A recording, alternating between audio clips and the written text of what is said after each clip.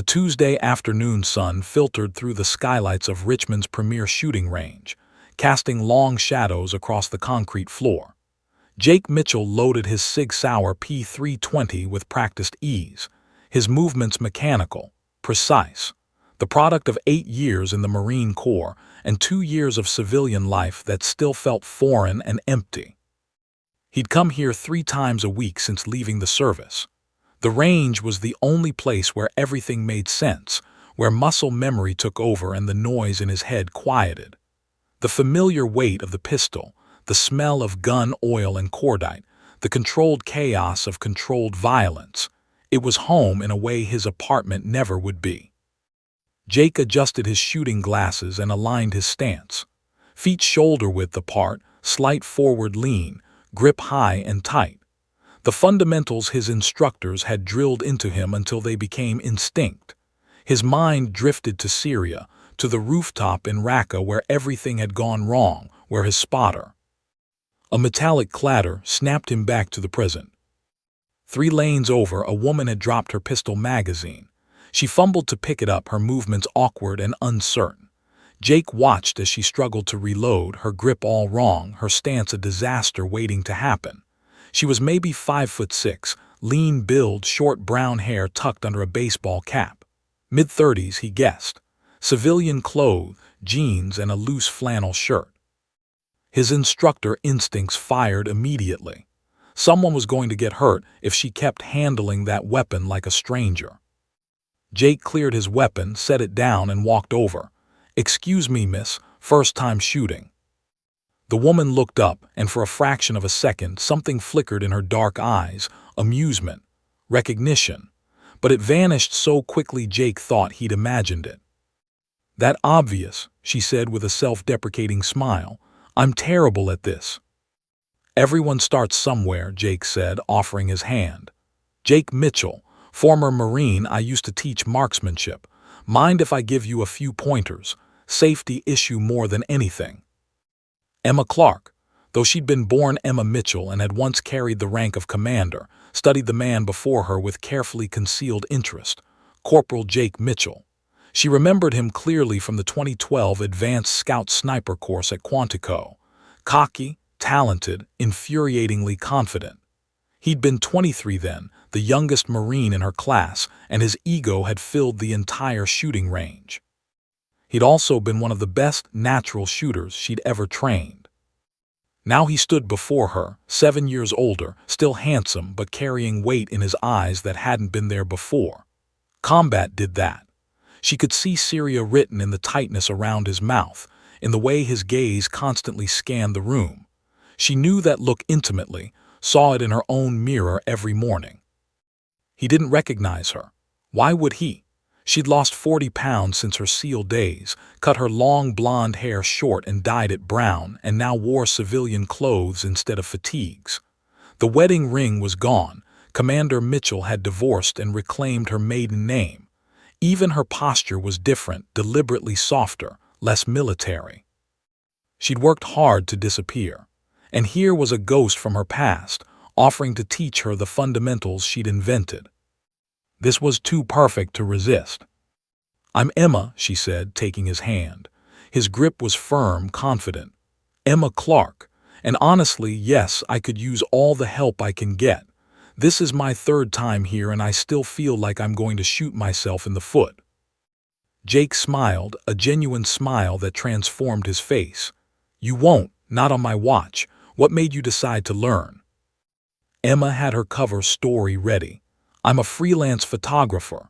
Sometimes I work in sketchy neighborhoods for shoots. Figured I should learn to protect myself." "Smart, okay, first thing, let's look at your grip." For the next 45 minutes, Jake walked Emma through the fundamentals. Grip, stance, sight alignment, trigger control, breathing. He was patient, thorough, and surprisingly humble in his teaching style.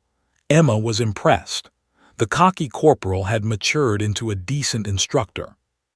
She deliberately made mistakes, anticipating recoil, improper finger placement, flinching, all errors she'd corrected in hundreds of students. It was oddly entertaining to play the novice, to watch Jake explain concepts she'd taught him years ago. "See how you're tensing your shoulders," Jake said, standing behind her to adjust her stance. "You need to relax. Shooting is about control, not force. My old instructor used to say it's like holding a bird, firm enough it can't fly away, gentle enough you don't crush it." Emma's breath caught. Those were her words, her metaphor. She told Jake that exact thing during a particularly frustrating training session when his grip kept shifting. "That's beautiful," she said softly, meaning it. "Your instructor sounds wise." "Commander Mitchell," Jake's voice carried reverence. "Best sniper instructor I ever had, probably the best in the Navy. Nobody knows where she is now, left the service a few years back. But she changed my life, taught me that shooting isn't just about hitting targets. It's about discipline, patience, understanding yourself." Emma felt emotion tighten her throat. She'd left after the Kandahar operation, after losing Martinez, Chen, and Thompson. 3 of her best students, 3 people she'd trained and led into an ambush her intelligence had missed. The Navy had cleared her of wrongdoing, but she'd never forgiven herself. "She sounds like someone worth remembering," Emma managed. They shot for another 30 minutes. Emma deliberately scored decent groupings, good enough to show improvement, not good enough to raise suspicion. Jake praised her progress, clearly pleased with his teaching. As they packed up, Jake hesitated. "Look, I know this is forward, but would you want to meet here again? I could give you proper lessons, no charge. Honestly, it helps me too. I've been struggling to find purpose since I left the Corps.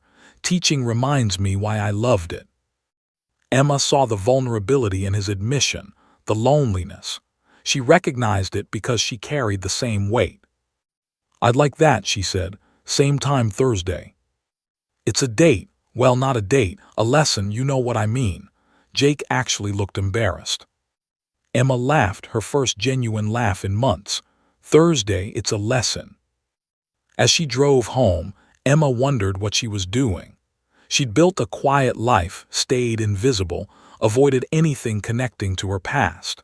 But something about seeing Jake again, about the opportunity to understand who her former student had become, intrigued her.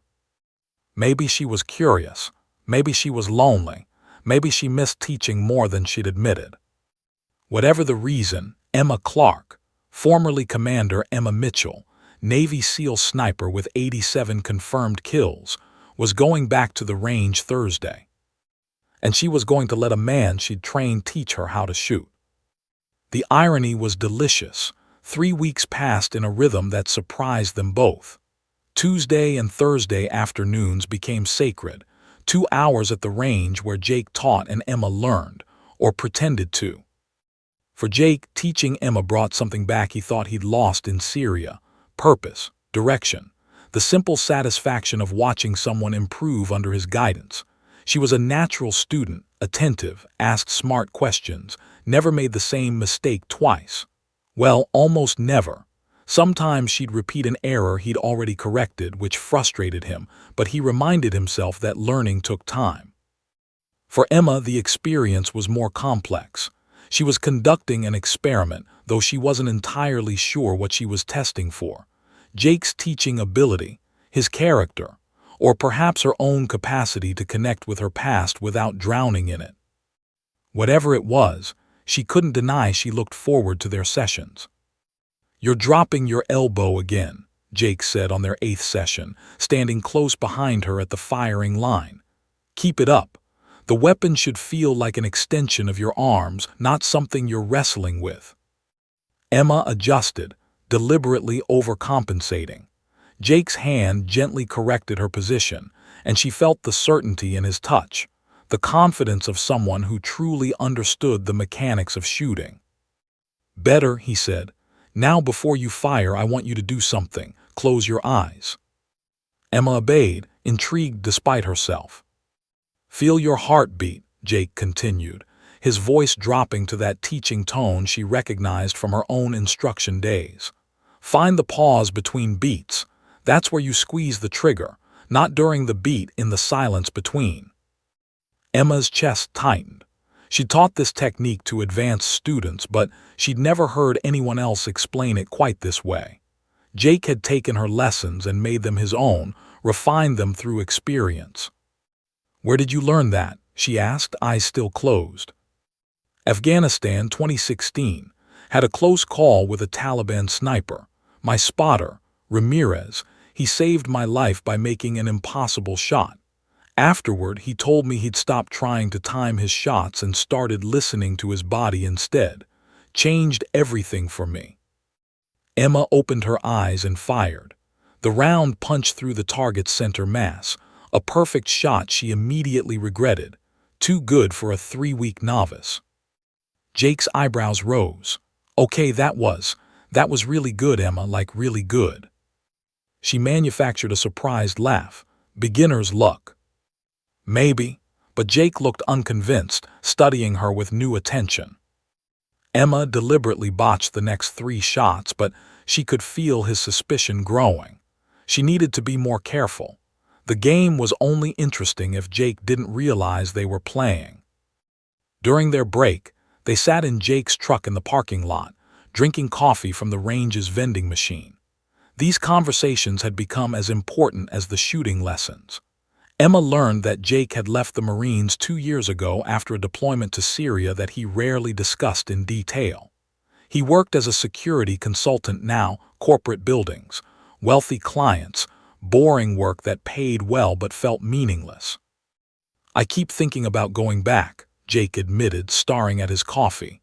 "Re-enlisting. At least in the Corps, I knew what I was doing mattered." "Why don't you?" Emma asked. Jake was quiet for a long moment. "Syria broke something in me.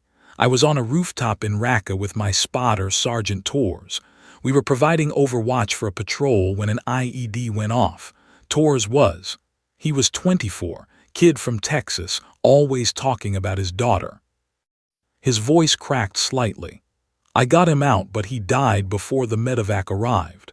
I keep thinking, if I'd been faster, if I'd seen the insurgent who triggered it, if I'd made different calls." Emma's hand found his shoulder without thinking. She knew this guilt intimately, the weight of command, the impossible burden of other people's lives. "It wasn't your fault," she said quietly. "Everyone says that, doesn't make it true." "No," Emma agreed. "But blaming yourself doesn't honor his memory either. Torres wouldn't want you drowning in guilt. He'd want you to live."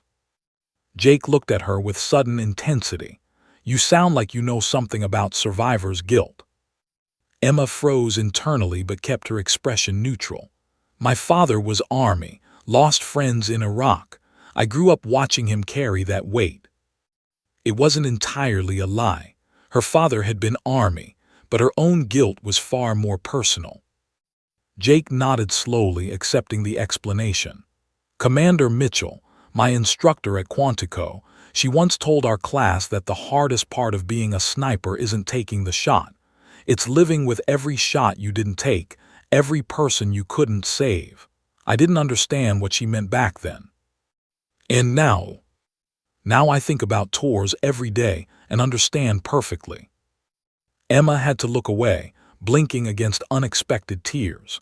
She'd said those words to Jake's class after losing her first student in combat, a young SEAL named Diaz who'd been killed during a hostage rescue in Somalia. She'd been 28, still believed she could save everyone, still thought perfect training meant perfect outcomes. Kandahar had finally destroyed that delusion. "Your Commander Mitchell sounds like someone who understood the cost," Emma said carefully. She did. There were rumors she left the SEALs after losing people on an operation. Nobody knows the details, it's all classified, but she just disappeared. Part of me wishes I could find her, thank her for the lessons. The shooting lessons, yeah, but more than that. She taught us how to be warriors and still stay human. That's rarer than you'd think. Emma's throat felt tight. Maybe she needed to disappear. Maybe staying was too hard. "Maybe," Jake said, "but I hope she knows how many people she saved through the snipers she trained. Her legacy is still out there, protecting people." They sat in comfortable silence, and Emma felt the walls she'd carefully constructed beginning to crack. Jake wasn't the arrogant corporal anymore. Syria had humbled him, matured him, forced him to confront the reality she'd tried to prepare all her students for, that courage and skill weren't enough, that good people died despite your best efforts, that survival came with its own scars. "All right," Jake said finally, gathering himself. "Enough heavy talk. Let's go shoot some more. I want to see if you can replicate that perfect shot from earlier." "Probably not," Emma said, standing. "Definitely beginner's luck." But as they walked back into the range, Emma made a decision. She couldn't keep this deception going indefinitely. Eventually, Jake would figure it out, or she'd slip up, or the past would catch up with her in some other way.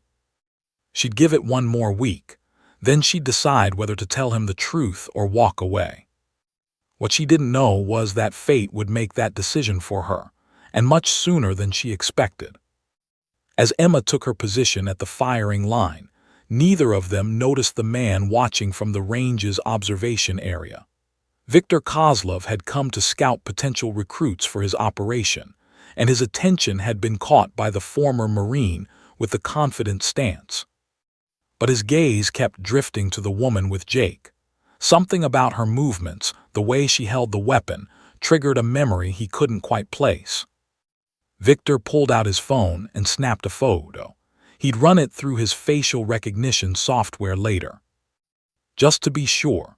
The Riverside Tactical Shooting Competition drew crowds every Saturday, transforming the outdoor range into a festival of firearms enthusiasts, vendors, and competitors from across Virginia.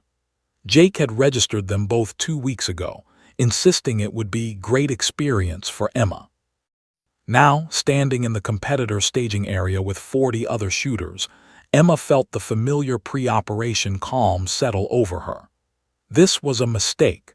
She should have declined, made excuses, but something in Jake's enthusiasm had made her agree. "Nervous?" Jake asked, adjusting his competition belt. He'd entered the expert division, pistol and rifle combined stages that would test speed, accuracy, and tactical movement. "Terrified," Emma lied, though her hands were steady as she checked her borrowed competition pistol, a Glock 34 that felt foreign compared to her preferred weapons. "You'll do fine. It's just the novice division, stationary targets, no time pressure. Just remember everything I taught you." Emma smiled. "Everything you taught me, got it." The morning progressed with typical competition energy, the crack of gunfire, the smell of powder, the announcer's voice booming across the range. Emma watched Jake compete in his division, and despite everything, she was impressed. He'd placed 4th out of 32 shooters, his movements efficient and confident. The cocky corporal had become a genuinely skilled shooter. When her division was called, Emma approached the firing line with calculated casualness. The course was simple: 3 target arrays at 7, 15, and 25 yards. 2 shots each target, reload, repeat, scored on accuracy and time. She could complete this course in under 8 seconds with perfect accuracy. But Emma Clark, amateur photographer with 3 weeks of training, would need closer to 20 seconds with maybe 70% accuracy. The buzzer sounded. Emma drew smoothly, not too fast, and engaged the first array. Her shots were deliberately imperfect: 2 center mass, 1 slightly right, 1 slightly left. Professional enough to seem competent, flawed enough to seem inexperienced. She reloaded with a fumble that cost her 2 seconds, then engaged the remaining targets with calculated precision. When she finished, her time was 22.4 seconds with 11 of 12 shots in the scoring zones. 3rd place in the novice division. Exactly where she'd aimed to be. Jake found her afterward, his expression complex, pride mixed with something darker, surprise, maybe even threat. 22 seconds, he said slowly. "You beat 9 other shooters, Emma, some who have been shooting for years." "Beginner's luck," Emma offered, but the phrase was wearing thin even to her own ears. "That's the second time you've had beginner's luck that looked a lot like skill." Jake's tone wasn't accusatory, but questions lurked beneath his words. Where did you really learn to shoot? Before Emma could answer, a voice interrupted. Beautiful shooting, ma'am. They turned to find a lean Asian man in his early 40s, wearing a competition shirt with multiple sponsor patches. His eyes were sharp, assessing, and when they met Emma's, understanding flickered there. Derek Chen, he introduced himself, shaking Jake's hand first. Former Army Ranger, now I run a tactical training company in Richmond. Jake Mitchell, Marines. This is Emma Clark, my student. Derek's handshake with Emma lasted a fraction longer than necessary. Your form is excellent, he said carefully. Very professional. Reminds me of someone I knew in the service. Emma's pulse quickened, but her expression remained neutral. Thank you, Jake's a great teacher. I'm sure he is. Derek's eyes held hers for a moment. Commander. The word was barely a whisper, but Emma heard it clearly. Jake, distracted by another competitor congratulating him, missed it entirely. Your secret's safe, Derek continued softly, then louder for Jake's benefit. You should be proud, Jake. Natural talent like this is rare. After Derek moved on, Emma felt exposed, vulnerable. If Derek had recognized her shooting signature, who else might? She'd been too comfortable, too careless. I need some air, she told Jake. Competition nerves. Sure, I'll grab us some water and meet you by the vendor tents. Emma nodded and wandered toward the crowded vendor area, her mind racing.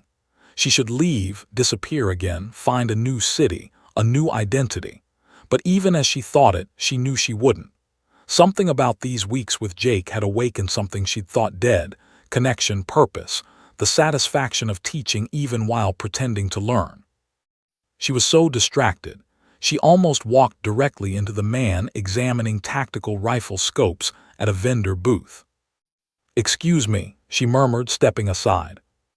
The man turned, and Emma's blood turned to ice. Viktor Kozlov. Older than the photos from his arrest file, grayer, but unmistakably the Russian arms dealer she'd helped capture 5 years ago during a joint SEAL-FBI operation in Istanbul. He should have been in federal prison for 15 more years. Yet here he stood, shopping for optics like any other enthusiast. Their eyes met briefly. Emma kept her expression blank, just another face in the crowd. Victor's gaze passed over her without recognition. Why would he recognize her? He'd only seen Commander Mitchell once, in tactical gear and helmet during his arrest. This civilian woman with short brown hair bore no resemblance to that SEAL operator. Emma drifted away casually, but her training had already cataloged everything. Victor's companions, 3 men, all carrying concealed weapons, military bearing. His focus on long-range rifle equipment. His conversation with the vendor about security contracts in the area. She found a position behind a food truck where she could observe. Victor moved through the competition with purpose, approaching several shooters, including Jake. Emma's jaw clenched as she watched them talk, Victor's hand on Jake's shoulder, friendly but assessing. Jake laughed at something Victor said, then pulled out his phone. They were exchanging numbers. When Jake finally found Emma 20 minutes later, she was still watching Victor from a distance. There you are. Hey, I just met this guy Victor, Russian accent but cool. He's offering serious money for security work. Says he needs skilled shooters for executive protection. Could be exactly what I've been looking for, you know, something that matters. Jake, Emma turned to him, her voice urgent. Something feels wrong about that man, very wrong. Jake's expression shifted from excitement to irritation. What? You talked to him for like 5 seconds when you walked past. I've photographed a lot of people. You learn to read body language. His associates, they're not security, they're military, and not the good kind. Emma, you've been shooting for 3 weeks. Jake's tone was condescending now, the patient teacher correcting an overreaching student. I think I can judge people better than you can. I was a Marine NCO. I know operators when I see them. That's exactly what worries me. Look, I appreciate the concern, But this is my career we're talking about. Victor's offering $50,000 for a 2-week contract. That's more than I make in 6 months doing corporate security." Emma wanted to scream.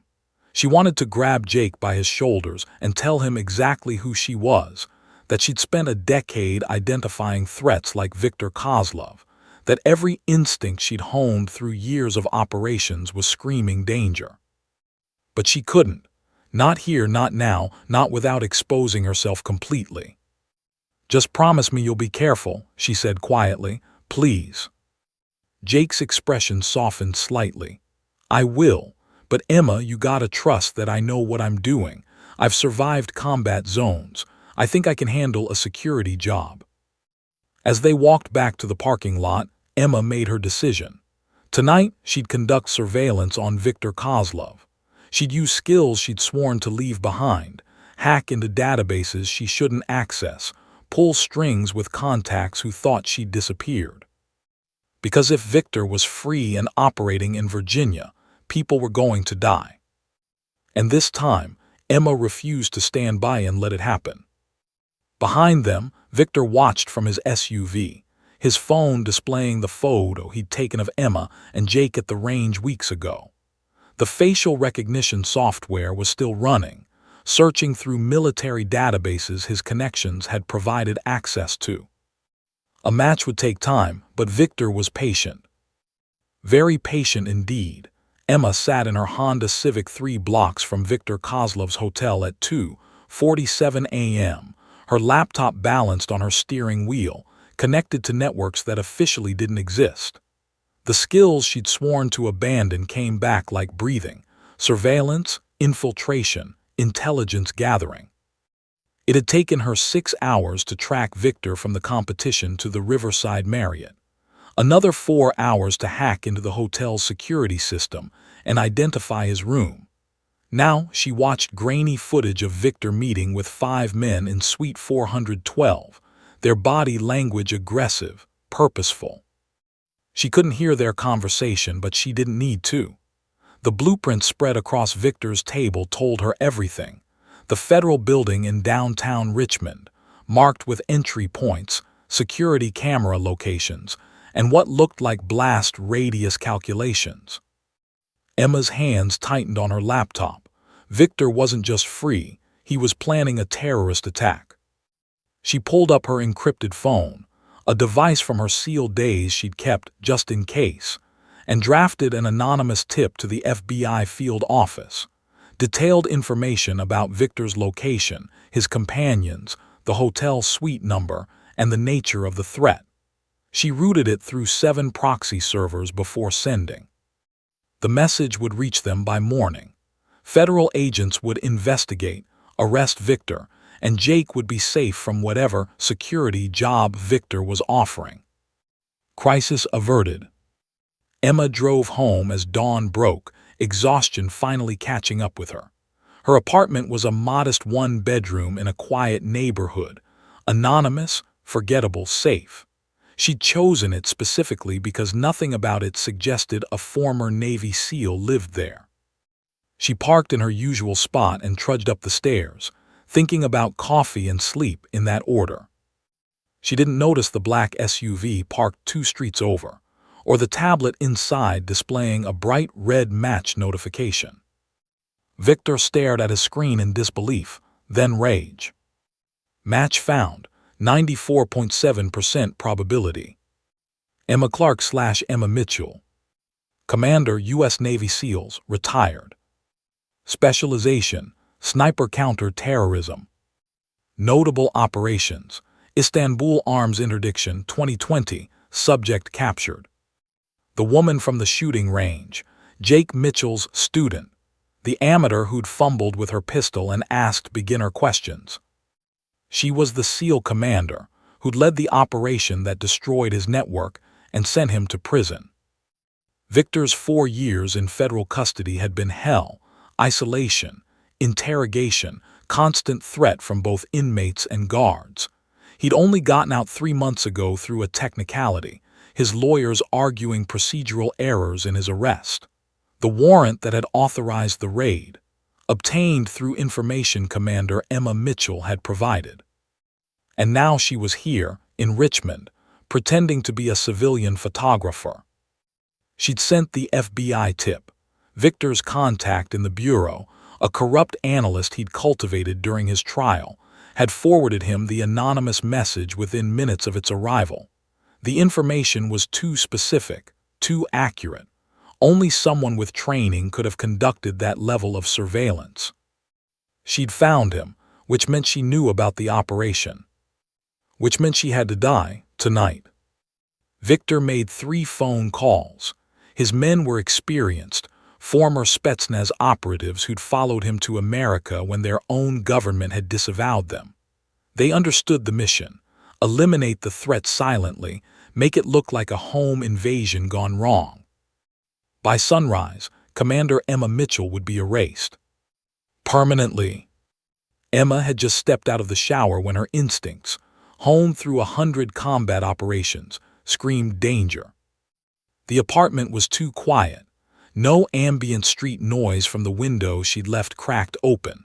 No hum from the refrigerator, which meant someone had cut her power at the breaker. She moved instantly, wrapping a towel around herself and reaching for the Sig Sauer P226 she kept in a false bottom drawer beside her bed. The weapon felt like coming home, an old friend she'd missed desperately. The lock on her front door clicked. Professional work, too smooth to be a random burglar. Emma positioned herself in the bedroom doorway, gun raised, controlled breathing slowing her heart rate. 2 men entered her apartment, tactical gear, suppressed weapons, military precision. A third remained in the hallway as rear security. They expected a civilian photographer, maybe armed, maybe not, but certainly not a threat. They'd made a fatal miscalculation. Bedroom clear, the first operative whispered in Russian, approaching her position. Emma moved like water.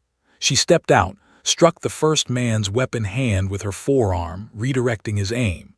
Her knee drove into his solar plexus as her elbow snapped up into his jaw. He dropped, unconscious before he hit the floor. The second operative reacted fast, training evident in his smooth weapon transition. But Emma was faster. She'd trained for this scenario 1,000 times.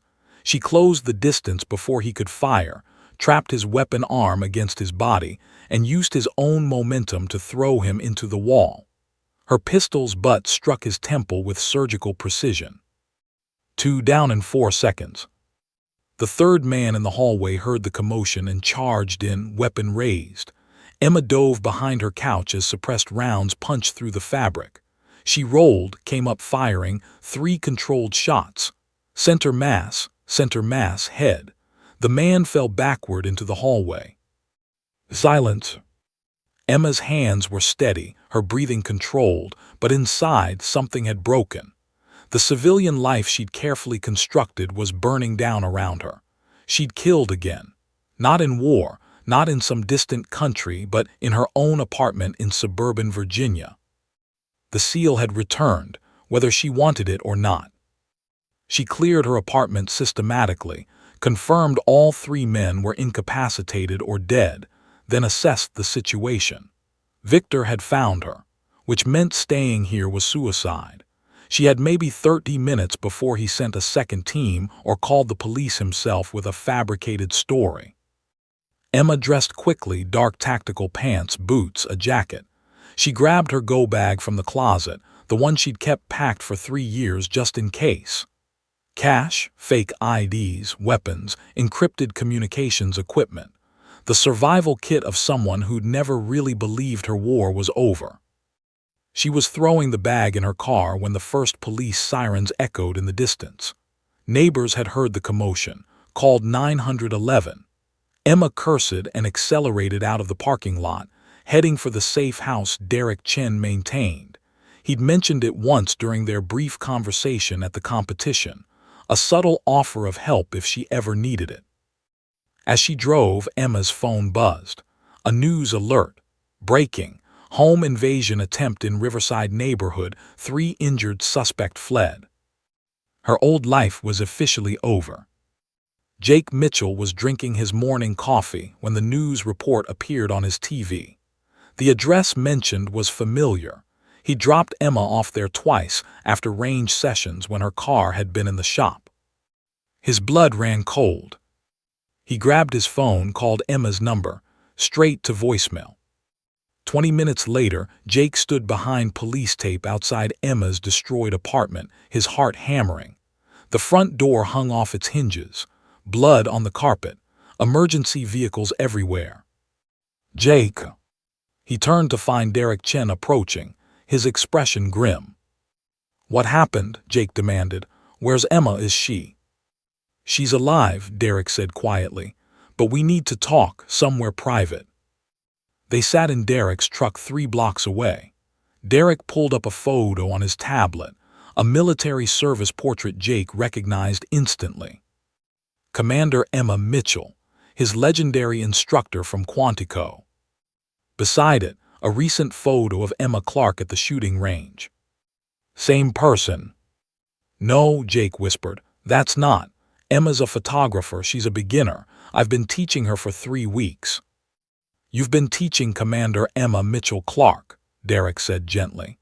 "One of the most decorated snipers in SEAL history, 87 confirmed kills. She trained at least 60 elite snipers during her career, including you at Quantico in 2012. Jake's world tilted. Every interaction suddenly reframed.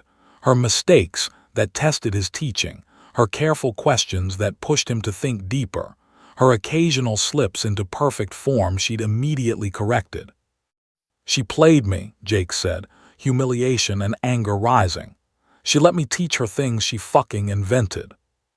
"Or," Derek countered, "she wanted to see who you'd become. Emma left the SEALs after Kandahar, lost 3 teammates on an operation she led.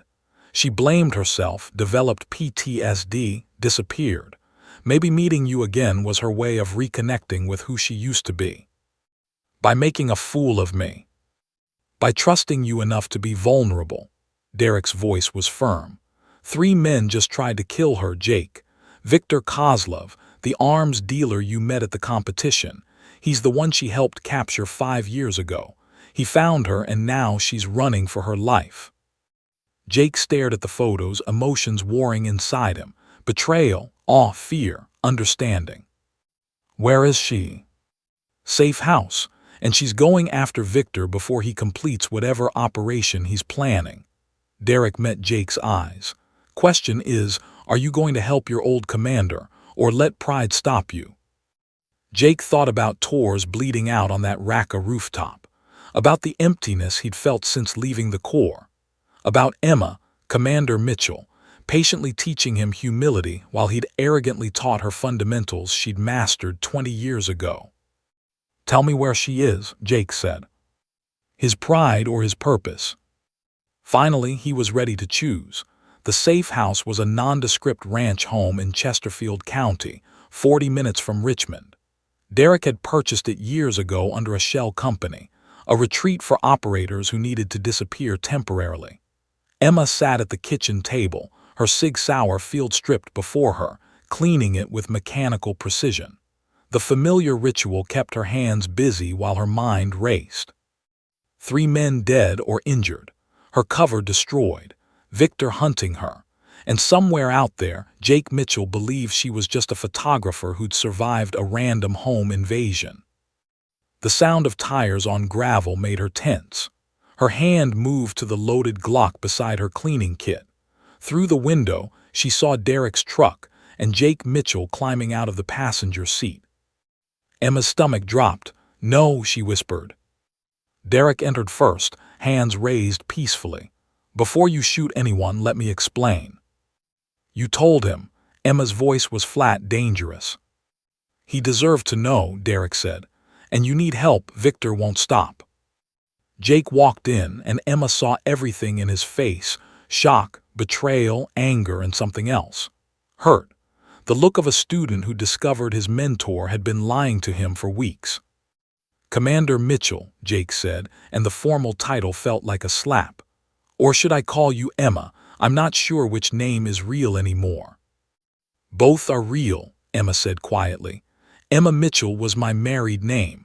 I went back to Clark after the divorce. And the photographer story, the beginner who needed help, all of it bullshit. Not all of it. Emma met his eyes. The part about needing help, that was true, just not the kind of help you thought. Jake laughed bitterly. You let me teach you. For 3 weeks I explained fundamentals you invented. I told you about Commander Mitchell, about you, like you were some legend I'd never meet again. And you just played along. I wanted to see who you'd become, Emma said. The Jake Mitchell I trained at Quantico was 23, talented but arrogant. I needed to know if that cocky corporal had grown into someone who understood humility, someone who could teach for the right reasons. So this was a test, Jake's voice rose. You made me look like an idiot to test my character.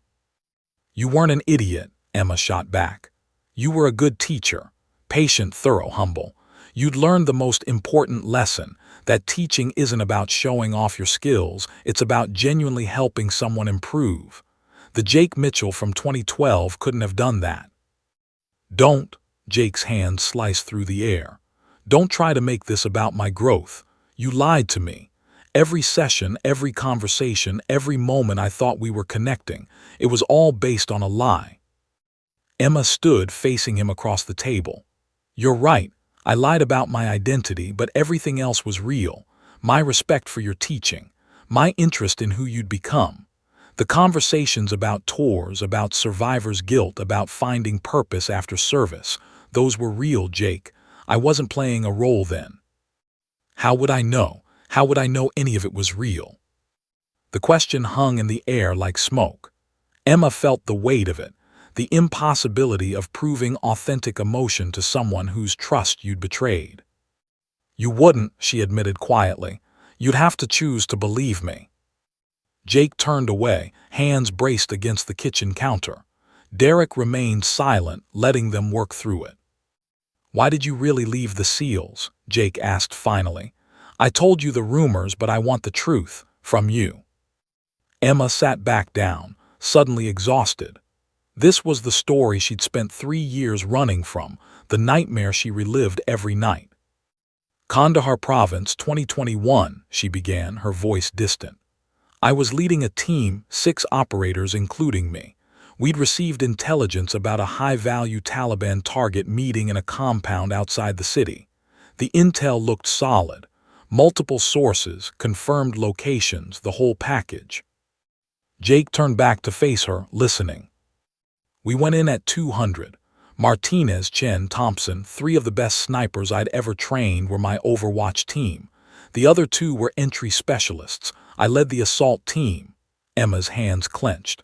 The compound was empty. The entire thing was a trap. IEDs in the courtyard, insurgents in the surrounding buildings. We were ambushed within 90 seconds of breaching the perimeter. Her voice cracked. Martinez died instantly, RPG to his position. Chen and Thompson held their positions, providing covering fire while we extracted. They gave us time to get out, but they couldn't get out themselves. I ordered them to retreat, but the killing zone was too tight. I watched them die through my scope while I ran to safety. Jake's anger had faded, replaced by recognition. He knew this story. Every operator knew it. The fear of being the one who survives while your team doesn't. The intelligence was bad, Emma continued. My decision to trust it, my tactics, my leadership, it all got 3 men killed. The Navy cleared me of wrongdoing, said I'd made reasonable decisions based on available information. But those 3 men had families, Jake. Martinez's daughter was 5 years old. Chen's wife was pregnant. Thompson was engaged. And you couldn't forgive yourself, Jake said softly. How could I? I trained them. I led them. I brought them to that compound and watched them die. Emma looked up, tears finally breaking through her control. So yes, I left. I changed my name, moved away, tried to become someone who didn't have 87 confirmed kills and 3 dead teammates haunting every moment. Jake pulled out a chair and sat down across from her. His anger hadn't disappeared, but understanding had joined it.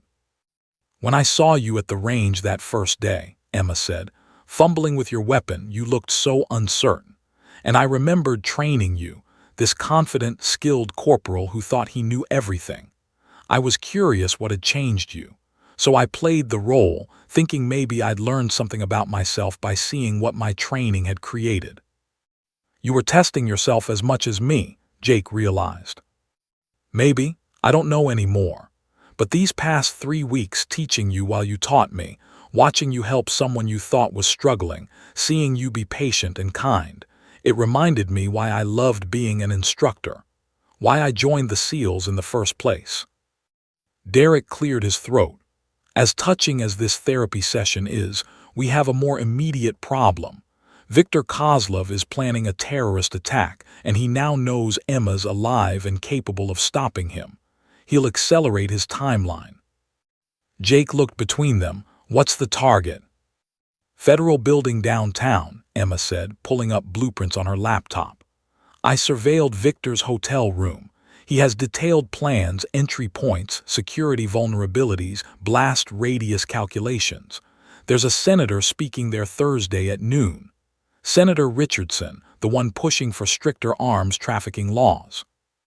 3 days from now, Jake calculated. Victor wants revenge on the system that imprisoned him, Emma explained. Killing a senator while destroying federal property sends a message, and he's connected to a domestic militia group, white nationalists who have been waiting for an opportunity like this.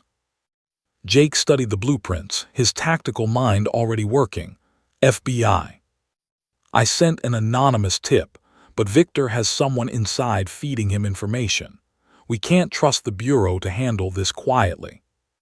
So we do it ourselves, Jake said slowly. 3 of us against Victor's team. 6 men, all former Spetsnaz, Derek added. Well-armed, well-trained, highly motivated. Jake laughed without humor. Sounds like a normal Tuesday for SEALs. You're not a SEAL, Emma pointed out.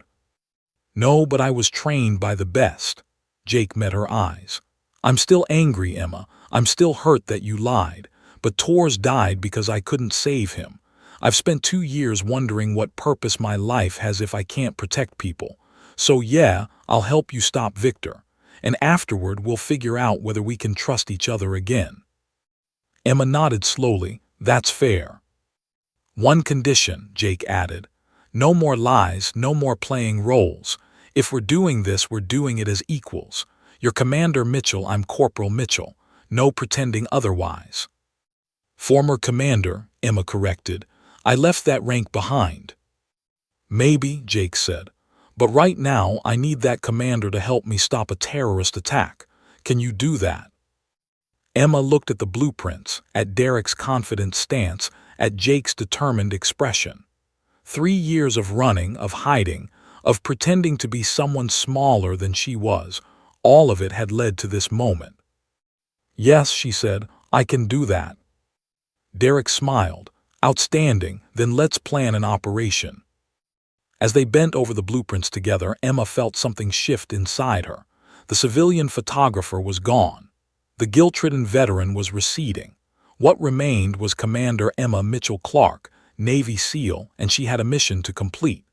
The safe house kitchen had transformed into a tactical operations center.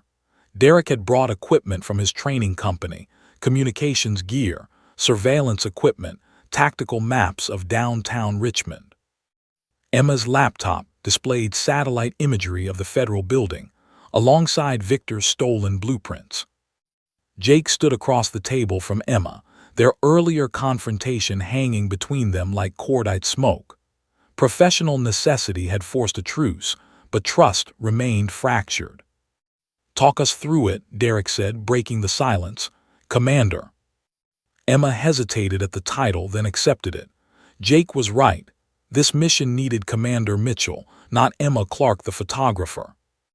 Victor has 6 men, all former Russian special forces, she began, her voice shifting into briefing mode, crisp, analytical, authoritative. 3 will position as snipers in surrounding buildings. 2 will plant the vehicle-borne IED at the south entrance. Victor himself will trigger the device remotely from a safe distance. Jake leaned over the blueprints, his tactical mind engaging despite his lingering anger. The senator's speech is scheduled for noon in the main auditorium. Maximum casualties would require the explosion during or just after the speech when people are exiting. Exactly. Emma pulled up a timeline. Victor will position his snipers between 1,000 and 1,100 hours. The vehicle arrives at 11:45. Detonation at 12:05, right when the crowd is densest. FBI presence, Derek asked. Standard security for a senator, 4 agents, local police support. Not enough if they're caught in the initial blast. Emma's fingers moved across the keyboard, pulling up building schematics. The auditorium is here, ground floor. A vehicle bomb at the south entrance would collapse this section, potentially killing 50 to 100 people. Jake felt his stomach tighten. Tor's face flashed in his mind, the young sergeant bleeding out while Jake pressed desperately against his wounds. He'd failed to save Tor's. He wouldn't fail again. So we stop them before they get into position, Jake said. Hit Victor's team before the operation begins. No, Emma shook her head. We don't know where they're staging from, and Victor will have changed locations after last night. If we tip our hand too early, he'll abort and try again later somewhere we can't predict. Then what's the play? Emma stood, moving to the satellite imagery.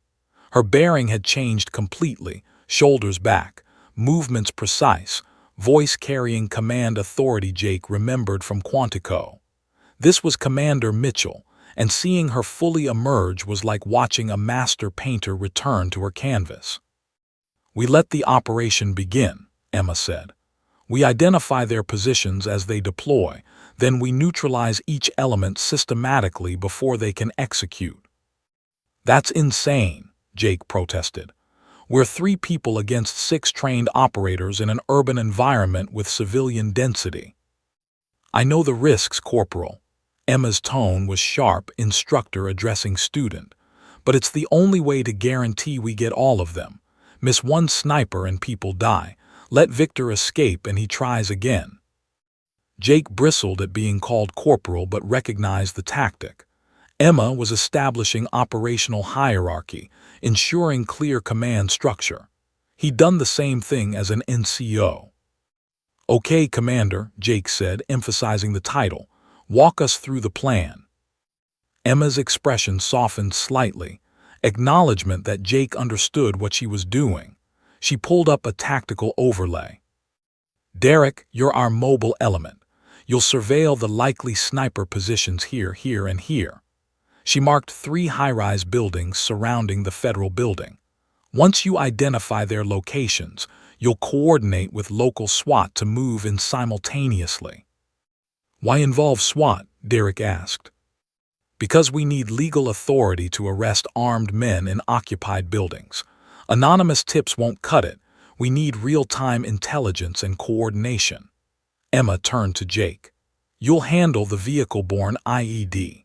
Victor will use a commercial van or truck, something that can hold enough explosives to bring down a building section. How do I identify it? You won't need to. I will. Emma pulled up traffic camera feeds she'd hacked into, something Jake realized he shouldn't be surprised she could do. I'll be in overwatch position here, on the Riverside Tower rooftop, 800 yards from the federal building with clear sight lines to all approach routes. When the vehicle arrives, I'll identify it and guide you to intercept. Jake studied the tower location, calculating angles and distances. That's a hell of a shot if you need to engage. I've made harder shots. Emma's voice was quiet but certain. If the vehicle reaches the building, I can disable it before detonation. But that's last resort, too much risk of premature explosion. And Victor. Once his men are neutralized and the vehicle is stopped, he'll run. Derek tracks him while I provide overwatch. Emma met Jake's eyes. You'll pursue on foot. When you have him cornered, I'll coordinate FBI response. Victor gets arrested, legally and properly, with evidence that will keep him in prison for life. Jake processed the plan, looking for flaws. It was ambitious, required perfect timing and coordination, and relied heavily on Emma's sniper skills. But it was also elegant, each element building on the others, multiple contingencies, clear objectives. It was brilliant. You've been planning this since last night, Jake realized. I've been planning operations like this for 15 years, Emma corrected. This is what I do, Jake. What I did. Taking incomplete intelligence, limited resources, and impossible odds, then creating a tactical solution that minimizes casualties while achieving the objective. Derek whistled low. This is why you were a legend, Commander. Jake watched Emma work, saw her fingers dancing across the keyboard, pulling up more intelligence, traffic patterns, weather forecasts, police shift schedules. Every detail considered, every variable accounted for. This was the instructor he'd idolized at Quantico, the tactical genius who'd taught him that perfect planning prevented catastrophic failures. Except Kandahar had taught her that even perfect planning couldn't prevent every catastrophe. What if something goes wrong? Jake asked quietly. What if the plan fails? Emma stopped typing, her hands stilling on the keyboard. The question hung heavy, both of them remembering their failures, their dead teammates, their survivor's guilt. Then we adapt, Emma said finally. That's the other lesson, Jake. The one I learned after you left Quantico. Plans fail. Intelligence is incomplete. People die despite our best efforts, but we don't give up. We adapt, we fight, and we save everyone we can. Even if we can't save everyone, Jake said. Especially then. They looked at each other across the table and something shifted. The anger didn't disappear. Jake still felt betrayed. Emma still carried her guilt. But underneath it, recognition emerged. They were both warriors carrying impossible weights, both trying to find redemption through protecting others. I need to ask you something, Jake said. At Quantico, you taught us that the hardest part of being a sniper isn't taking the shot. It's living with every shot you didn't take, every person you couldn't save. Do you still believe that? Emma was quiet for a long moment. Yes, but I also learned something else. The shots we do take, the people we do save, they matter too. I spent 3 years focusing on Martinez, Chen, and Thompson. On the 3 I lost. I forgot about the hundreds I saved through the operations I led, the thousands saved by the snipers I trained. Like me, Jake said. Like you, Emma managed a small smile. You saved lives in Syria, Jake. Even with Tor's death, even with that failure, you saved others. That counts. That matters. Jake nodded slowly, feeling something loosen in his chest.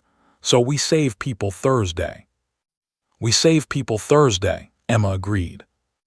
Derek cleared his throat. Hate to interrupt the therapy session, but we have 60 hours to prepare.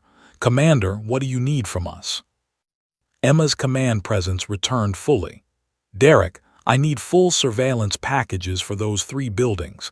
Access points, security systems, floor plans. Jake, you're with me for weapons preparation. We'll need long-range precision rifles, communications equipment, and backup armaments. Going shopping at my facility, Derek said, standing. I'll have everything ready by tonight. After Derek left, Emma and Jake worked in tense silence, reviewing the plan's details. The awkwardness remained, but underneath it, professional respect was rebuilding. I really am sorry, Emma said after an hour. For lying, for testing you, you deserved better. Jake didn't answer immediately, making final notes on the building layouts. You were right, though. The corporal you trained at Quantico was arrogant. He thought skill was enough. He hadn't learned about failure yet. And now I understand why you taught us humility alongside marksmanship. Jake looked up. You knew we'd fail eventually. You were preparing us for it. I was preparing you to survive it, Emma corrected. Physically and mentally, failure breaks some operators. I wanted my students to bend instead of shattering. Did it work for you? Emma smiled sadly. I'm still figuring that out. But this mission, stopping Victor, protecting innocent people, working with someone I trained who became someone I respect. Maybe it's part of bending back." "Then let's make sure it works," Jake said, "because I don't want to lose anyone else. Not after tours, not after everything." "Neither do I." Emma extended her hand across the table. "Partners." Jake looked at her hand, the hand of his former commander, his deceiver, his ally. He thought about pride and purpose, about anger and forgiveness, about the choice he'd made to help despite the betrayal. He shook her hand. "Partners, but Emma." "Yes. After this is over, after we stop Victor and save those people, we're going to have a long conversation about trust." "I know," Emma said, "and I'll answer every question honestly, I promise." It wasn't forgiveness, it wasn't absolution, but it was a beginning. And for now, with 60 hours until Victor's attack, a beginning was enough. Thursday morning arrived cold and clear, perfect shooting weather. Emma positioned herself on the Riverside Tower rooftop at 6:30 hours, 3.5 hours before Senator Richardson's scheduled speech. Her Macmillan TAC-50 rifle lay before her, barrel still cool, scope calibrated for the 800-yard distance to the federal building. Through her earpiece, Derek's voice crackled. "Overwatch, this is Mobile 1. In position at Building Alpha." "Copy, Mobile 1," Emma replied, scanning the urban landscape through her scope. "Maintain surveillance on floors 12 through 15. "Ground unit status?" Emma asked. Jake's voice came through from street level. "Ground unit in position, southwest quadrant, vehicle checkpoint established. I've got eyes on the south entrance." Emma allowed herself a small smile. Jake had adapted to her command structure seamlessly, his Marine training meshing perfectly with her operational style. Whatever personal tensions remained between them, professionally they worked like a well-oiled machine. "All units, we are weapons hot," Emma said. "Estimated enemy arrival window is 1,000 to 1,100 hours. Stay sharp." The waiting began, the hardest part of any operation. Emma's mind wanted to drift to Kandahar, to Martinez and Chen and Thompson taking their positions just like this before everything went to hell. She forced the thoughts away. This wasn't Kandahar. This time she had complete intelligence. This time everyone would make it home. At 10:23 hours, Derek's urgent whisper broke the silence. "Overwatch, I've got movement. Building Alpha, 14th floor, southwest corner office. One male military bearing setting up a rifle." Emma swung her scope to the location. Through the office window, she spotted him, a lean man with close-cropped hair assembling what looked like a Dragunov SVD. Former Spetsnaz, just as she'd predicted. "Confirmed," Emma said. "Sniper 1 identified, continue surveillance."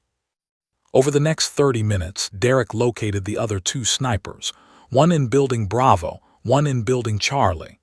Emma marked each position, calculating angles, wind drift, backup plans if she needed to engage. "Mobile 1, contact local SWAT," Emma ordered. "Give them the positions. Coordinate simultaneous entry at 11:45 hours, 15 minutes before the vehicle is scheduled to arrive." "Copy, calling it in now." At 11:42 hours, Emma watched 3 SWAT teams converge on the sniper positions simultaneously. Professional, coordinated, textbook execution. Through her scope, she saw the first sniper being taken down before he even knew they were there. The others followed within seconds. "All snipers neutralized," Derek confirmed. "No shots fired, no civilian casualties." "Outstanding work, Mobile 1. Emma felt the first knot of tension release.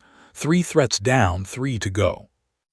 At 11:47 hours, Jake's voice came through, urgent but controlled. "Overwatch, I've got a white commercial van approaching from the east. Rental plates, 2 occupants, riding low, definitely carrying weight." Emma found the van in her scope. White Ford Transit moving slowly through traffic. The driver matched Victor's intelligence file, Dmitry Volkov, former Spetsnaz explosives expert. Confirmed, ground unit. That's our target. Stay on it but do not engage until my command. Copy. I've alerted patrol units to block side streets, channeling them toward the intercept point. Emma tracked the van through her scope, her breathing steady, heartbeat slow. Everything was proceeding perfectly. Too perfectly. Her instincts screamed that something was wrong, but she couldn't identify what. The van reached the intersection 3 blocks from the federal building. 2 police cars moved to intercept, lights flashing. The van stopped. Ground unit move in, Emma ordered. Support the patrol units. Jake sprinted from his position, weapon drawn but concealed under his jacket. Through her scope, Emma watched him approach the van's passenger side while uniformed officers covered the driver's door. Then everything went to hell. The van's back doors exploded outward. A third man, one they hadn't accounted for, emerged with an AK-47, firing at the police officers. One cop went down immediately. The other dove behind his cruiser. Contact, contact, Jake shouted.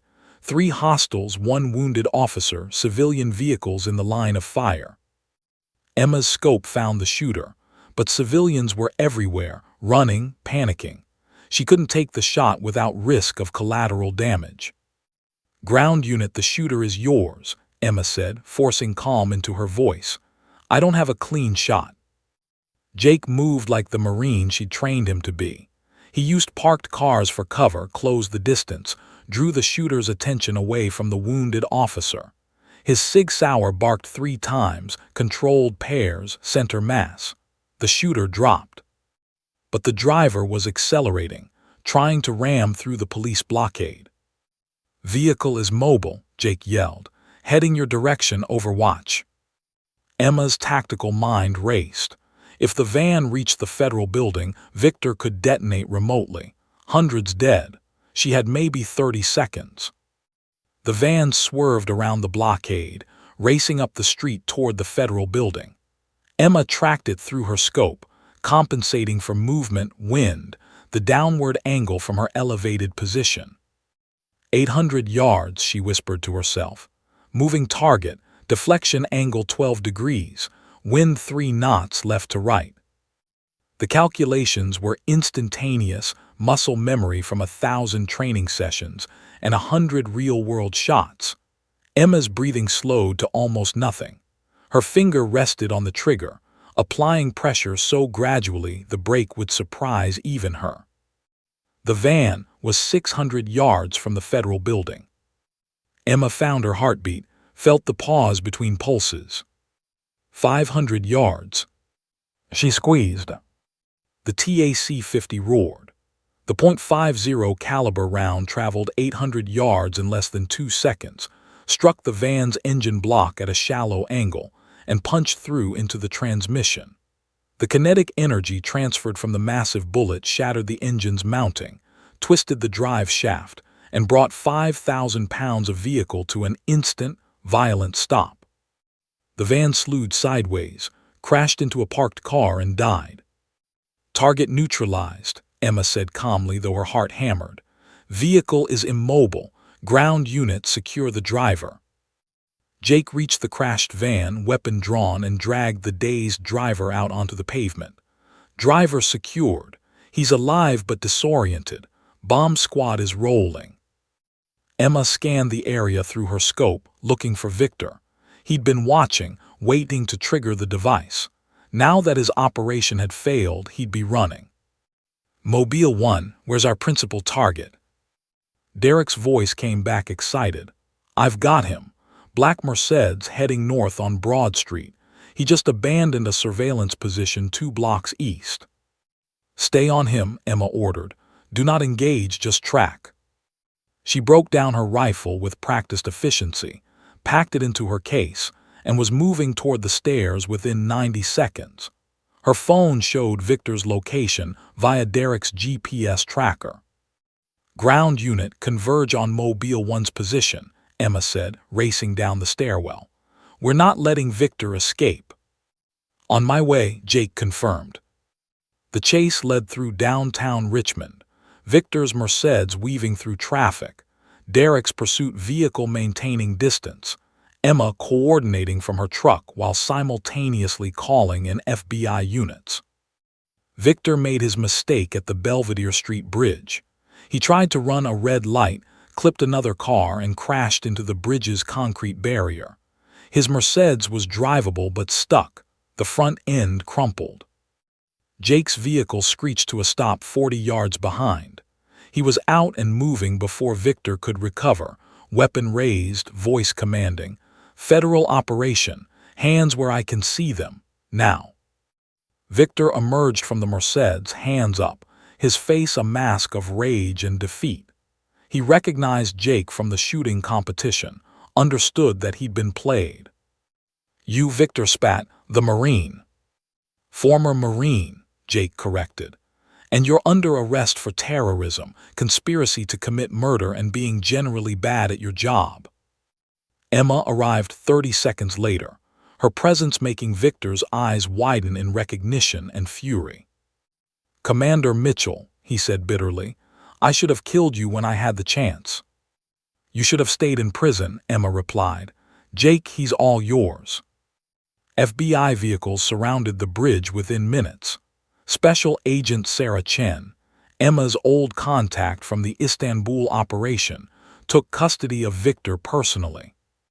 "Commander Mitchell," Chen said warmly, shaking Emma's hand, "I heard you'd retired."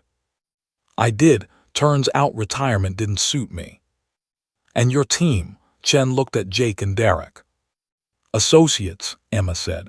"Very capable associates who helped prevent a major terrorist attack. I'll send you my full report." As FBI agents led Victor away, Emma and Jake stood by the bridge railing, watching the James River flow below. The adrenaline was fatting, leaving exhaustion and the heavy satisfaction of a mission successfully completed. "That shot on the van," Jake said quietly. 800 yards, moving target, urban environment with civilians everywhere. I've never seen anything like it." "I've had practice," Emma said. All those stories about Commander Mitchell, about impossible shots, about operations that shouldn't have succeeded, they weren't exaggerated at all, were they? "No," Emma admitted. "If anything, they were understated. Classified operations don't make the best war stories." Jake turned to face her. "I spent 3 weeks teaching you how to shoot. You must have been laughing at me the entire time."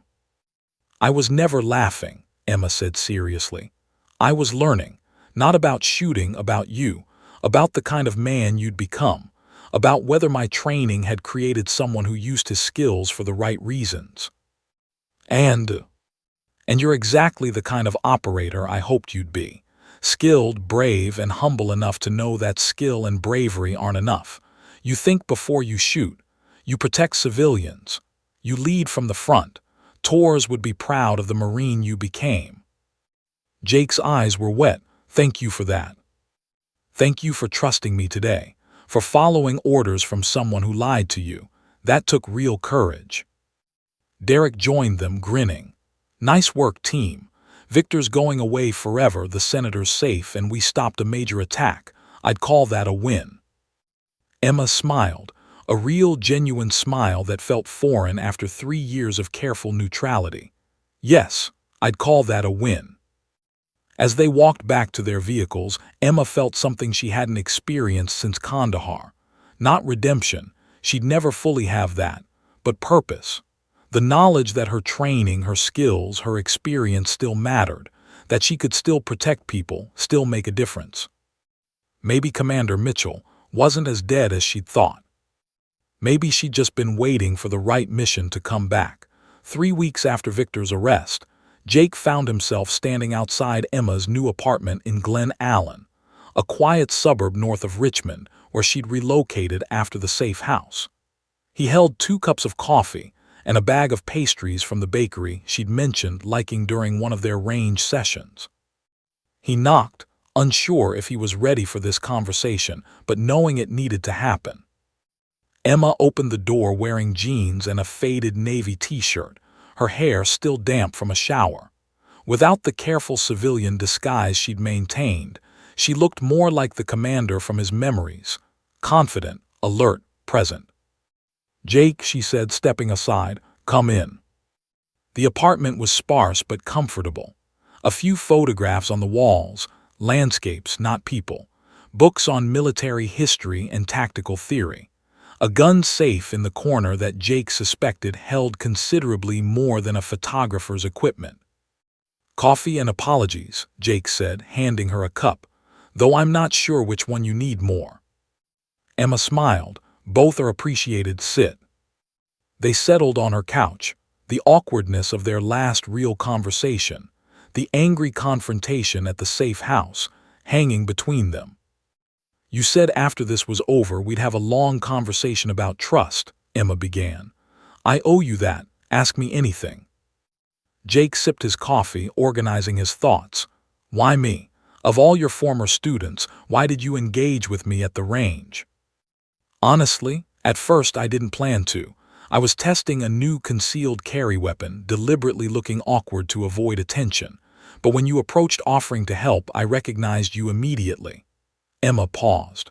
"Corporal Jake Mitchell, one of the cockiest, most talented students I ever trained. I was curious what combat and time had done to that arrogance. And you decided the best way to find out was to let me make a fool of myself." "No," Emma said firmly. "I decided the best way was to see how you'd teach someone you thought was struggling. Teaching reveals character, Jake. How you treat people you perceive as beneath your skill level shows who you really are." Jake absorbed that, and what did you learn? That you'd grown into someone I'd be proud to serve with. Patient, thorough, genuinely interested in helping someone improve. The Jake Mitchell from Quantico would have shown off his skills. The Jake Mitchell I met at the range focused entirely on my development, or what he thought was my development. "I told you about Commander Mitchell," Jake said quietly.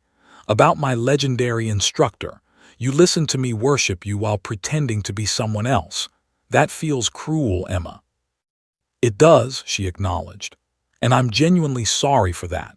But Jake, hearing what my training meant to you, how it shaped your career, how you still carried my lessons, that was healing in ways I didn't expect. I left the SEALs believing I'd failed as an instructor because 3 students died. You reminded me that dozens lived because of what I taught them." Jake was quiet, processing. "When did you decide to tell me the truth?" "I hadn't decided. I was giving it one more week, then I would have either revealed myself or disappeared." Emma's voice grew heavy. "Victor made the decision for me. When he found me, when those men came to my apartment, I had to choose between maintaining my cover and protecting you from a threat you didn't understand you were walking into. The security job he offered me was recruitment for his terrorist cell. You would have been complicit in mass murder, Jake, or you would have discovered the truth and been eliminated as a liability." Emma met his eyes. "I couldn't let that happen, not to you. Because I was your student. Because you'd become my friend." Emma's voice cracked slightly. "These past 3 weeks, the conversations about tours, about finding purpose, about survivor's guilt, those weren't performance, Jake. I was being more honest with you than I'd been with anyone since Kandahar. You understood things I didn't have to explain because you'd lived them too." Jake felt his anger finally beginning to dissolve. "I spent 2 years thinking I was alone in this guilt. That tour's death made me weak, broken, unsuitable for the life I trained for. Then this photographer showed up asking beginner questions while somehow understanding exactly what I was feeling." "Because I was feeling it too," Emma said. "Every range session, every conversation, I was working through my own trauma alongside yours. Maybe that's why I kept the deception going. Being Emma Clark, amateur photographer, was safer than being Commander Mitchell, failed leader of dead operators." "You weren't a failed leader," Jake said. "The operation failed, the intelligence failed, but you did everything right with bad information. That's not failure, that's combat." "You sound like my therapist." "I sound like someone who learned from the best instructor in the Navy that sometimes good people die despite your best efforts. And surviving that doesn't make you a failure. It makes you human. Emma laughed through tears. I did teach you that, didn't I? You did, and then you forgot it yourself. They sat in silence for a moment, both processing 3 weeks of deception, danger, and eventual understanding. So where does this leave us? Jake asked finally. Can we trust each other? Emma considered the question carefully. I think trust isn't something we have or don't have. It's something we build through honesty and time. I betrayed your trust by lying about my identity. But in the operation, when it mattered most, I trusted you completely. And you trusted me to lead despite your anger. That's a foundation we can build on. Will you keep teaching? Jake asked. Real teaching, not the performance art version. Emma smiled. Actually, yes. The CIA reached out after the Victor operation. They want me to develop a civilian contractor training program, advanced sniper instruction for operators who need specialized skills. It's what I loved most about the SEALs, passing on knowledge, preparing people to survive impossible situations.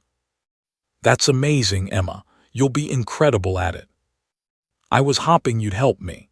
Emma's expression turned serious.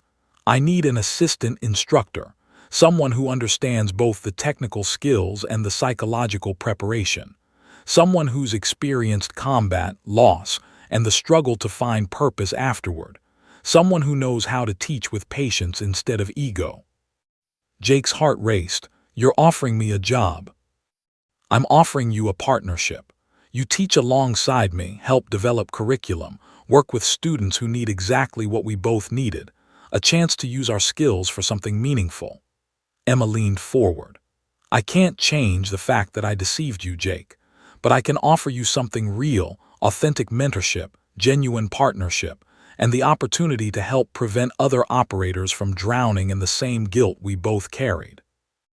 Jake thought about tours, about 2 years of meaningless security contracts, about the emptiness he'd felt since leaving the Marines.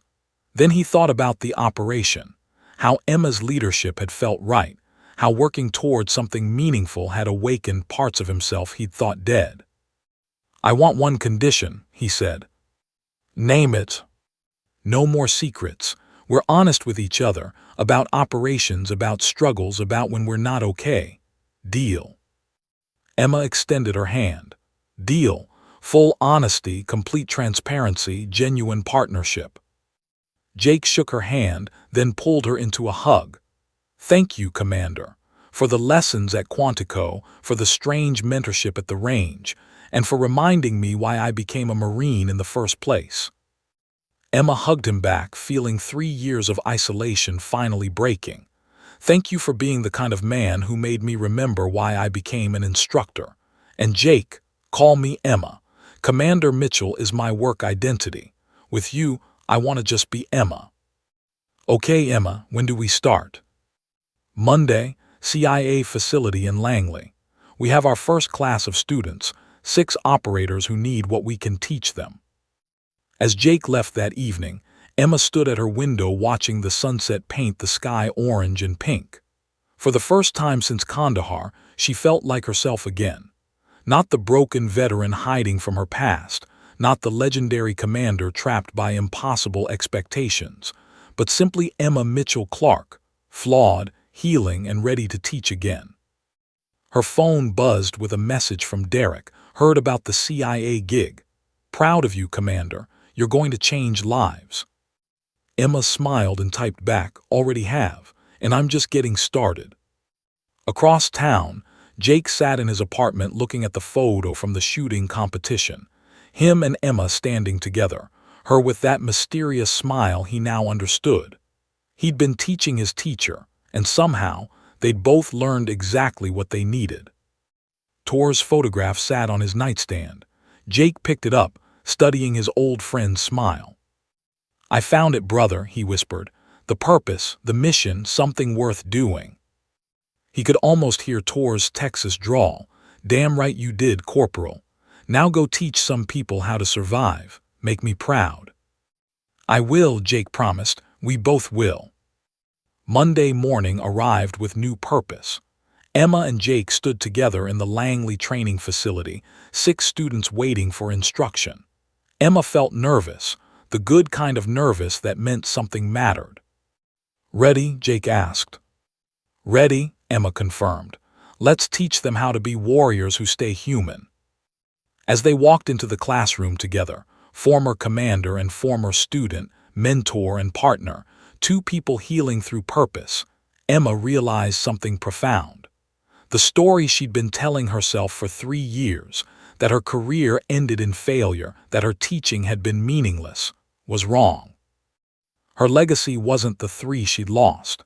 It was the hundreds she'd saved, the dozens she'd trained, and the future operators she'd continue to prepare for the impossible burdens they'd carry. Commander Emma Mitchell Clark was back. And this time, she wasn't running from her past. She was building a future worth fighting for. Sotto. Lo brucia lo stesso. Cazzo, lo brucia lo stesso. Proviamo di nuovo.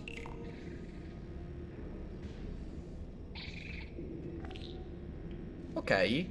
Non si è bruciato mai lì davanti. Vabbè, basta fare così e posso scendere a prenderlo. Il problema è che una volta che sono sceso, posso solamente passare da lì e quindi si brucia. No, no, no.